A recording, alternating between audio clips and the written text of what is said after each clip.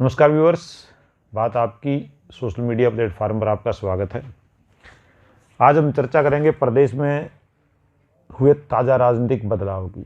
राजनीतिक बदलाव बहुत बड़ा, सभी दर्शकों को पता है। मुख्यमंत्री पद से मनोहर लाल को हटाकर कुरुक्षेत्र के सांसद नायब सैनी को हरियाणा का सीएम बनाया गया। दर्शकों, हरियाणा में नेतृत्व परिवर्तन करने का भारतीय जनता पार्टी का फैसला लोकसभा और विधानसभा चुनाव से ठीक पहले भाजपा की डैमेज कंट्रोल करने की एक रणनीति का हिस्सा है। डैमेज कंट्रोल इसलिए कि भारतीय जनता पार्टी आलाकमान तक इस तरह की रिपोर्ट पहुंच रही थी कि हरियाणा में भारतीय जनता पार्टी की राजनीतिक स्थिति काफ़ी कमज़ोर है, उतनी मजबूत नहीं है जितनी आलाकमान की अपेक्षाएं थी। और इसके लिए इसकी नींव, जो सत्ता परिवर्तन की नींव है, नेतृत्व परिवर्तन की नींव है, मैं दर्शकों के साथ एक जानकारी साझा करना चाहता हूं। इसकी नींव रखी गई थी पिछले साल सिरसा में हुई गृह मंत्री अमित शाह की रैली से। गृह मंत्री अमित शाह की सिरसा रैली पूरी तरह से फलाप रही थी। उसके बाद भाजपा हाईकमान तक संदेश गया था कि हरियाणा में अगर लोकसभा चुनाव में भारतीय जनता पार्टी को 2019 की 10 के 10 सीटों का प्रदर्शन दोहराना है तो कोई ना कोई आमूलचूल परिवर्तन करना पड़ेगा।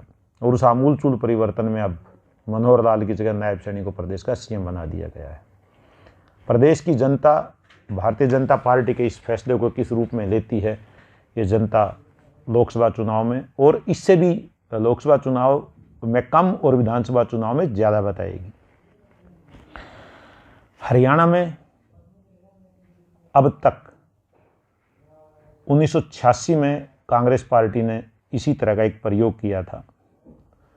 भजन लाल हरियाणा के मुख्यमंत्री थे, पूर्व मुख्यमंत्री बंसी लाल केंद्र में मंत्री थे। तब तय हुआ, राजीव गांधी ने तय किया कि बंसी लाल को हरियाणा भेज दिया जाए और भजन लाल को दिल्ली बुला लिया जाए। बंसी लाल को केंद्रीय मंत्री से हरियाणा का सीएम बनाया गया और भजन लाल को हरियाणा के सीएम पद से हटाकर केंद्र में मंत्री बनाया गया था। उम्मीद राजीव गांधी और कांग्रेस हाईकमान को ये थी कि बंसी लाल हरियाणा में कांग्रेस की डूबती नैया को पार लगा देंगे। लेकिन एक साल के बाद 1987 में जब हरियाणा विधानसभा के चुनाव हुए, तब चौधरी देवीलाल की लोकदल और भारतीय जनता पार्टी के गठबंधन ने 90 में से 85 सीटों पर शानदार जीत हासिल की थी और कांग्रेस का प्रदेश से सुपड़ा साफ हो गया था।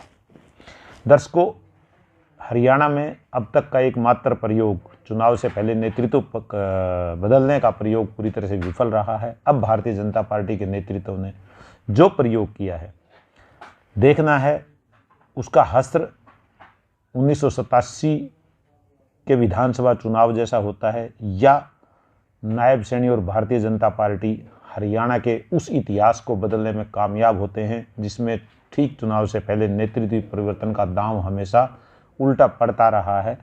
हमेशा का मतलब एक बार ही अब तक हुआ है तो उसको हमेशा ही कहेंगे। दूसरी बार हुआ है, ये फैसला मतदाता करेंगे।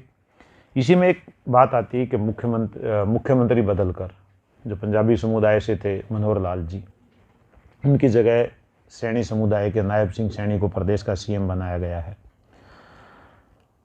इसके पीछे के जो जातिगत और राजनीतिक समीकरण है उन पर थोड़ी नज़र डाल ली जाए।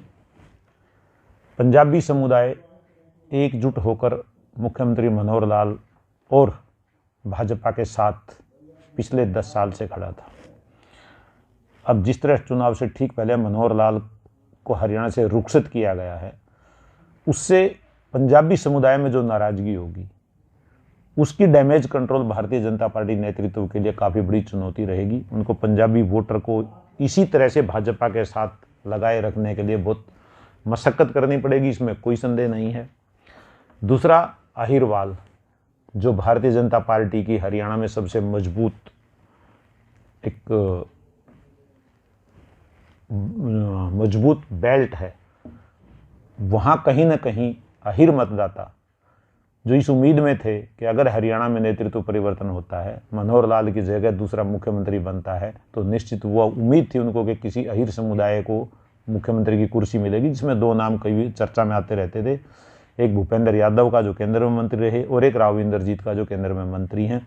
ये दो नाम आते थे और इनमें भी राव इंद्रजीत अहिरवाल के सबसे बड़े नेता हैं, सबसे बड़ा चेहरा हैं। वो अहिरवाल की राजनीति का केंद्र बिंदु हैं। अब अहिर वर्ग में जो नाराजगी, जो असंतोष कहीं ना कहीं महसूस किया जा रहा है, उसको भारतीय जनता पार्टी का नेतृत्व किस तरह से कंट्रोल करता है, डैमेज कंट्रोल करता है, इस पर बहुत कुछ निर्भर करेगा। हरियाणा की राजनीति मुद्दों पर कम, जातीय समीकरणों पर ज़्यादा चलती है, ज़्यादा निर्भर रहती है। 1987 के अगर विधानसभा चुनाव को छोड़ दिया जाए, जिसमें एसवाईएल के मुद्दे पर चौधरी देवीलाल ने एक आंधी खड़ी कर दी थी और कांग्रेस का सुपड़ा साफ किया था, उसके अलावा हरियाणा में कभी भी चुनाव मुद्दों पर कम हुए हैं और जातीय समीकरणों पर ज़्यादा हुए हैं। एंटी इनकम्बेंसी का बहुत हुआ है, एंटी इनकम्बेंसी ने बहुत अहम भूमिका निभाई है चुनावों में। तो अब देखना यह है कि हरियाणा में अब जिस तरह का राजनीतिक प्रयोग किया है, ये भारतीय जनता पार्टी का दांव सीधा पड़ता है या उल्टा पड़ता है, इसका फैसला ना हम कर सकते हैं, ना कोई मीडिया प्लेटफार्म कर सकता है, ना कोई नेशनल मीडिया कर सकता है। इसका फैसला करेगा हरियाणा का मतदाता।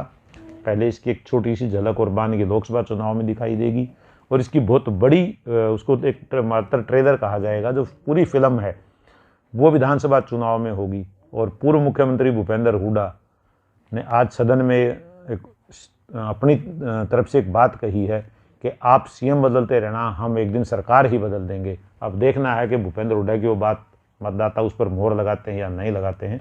धन्यवाद।